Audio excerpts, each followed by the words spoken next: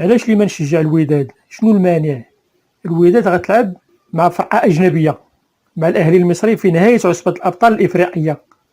كلنا من طنجة حتى القويرة خصنا ندعمو الوداد في هذا الماتش هذا، تكون رجاوي ولا حسني ولا بركاني، خاصك تشجع الوداد، لأن تشجيع الوداد في هذا الماتش هذا واجب وطني. ملي تكون الوداد كتنافس في البطولة الوطنية أو كتنافس على كأس العرش مع فرق مغربية، فمن حق كل مواطن يشجع الفريق اللي كيبغي.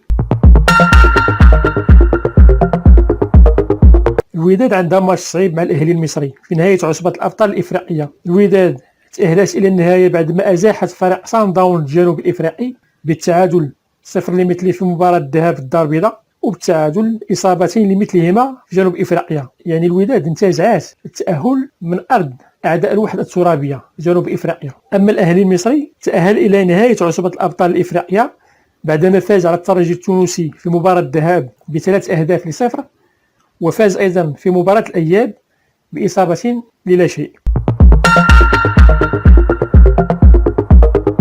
الأهلي المصري وصل نهاية عصبة الأبطال 15 مرة، وهذا العام هذا هي 16. الوداد وصل 5 المرات، وهذا العام المرة السادسة. الأهلي فاز ب10 كؤوس، بينما الوداد فاز ب3 الكؤوس.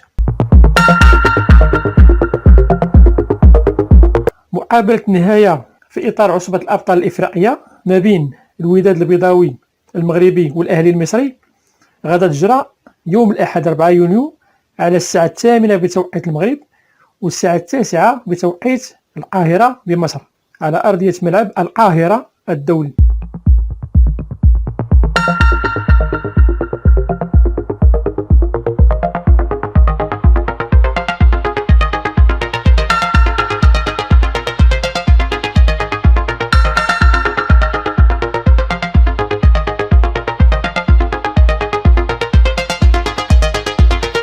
حكام المباراة كاين الليبي اللي غادي يهز الصفارة وهو معتز إبراهيم، والمساعدين عطية عيسى من ليبيا وخالد الحساني من تونس، والحكم الرابع من تشاد هو الحاج محمد لاهو. حكم تقنية الفيديو هو هيثم قيراط من تونس، ومصطفى غربال من الجزائر مساعد الفار.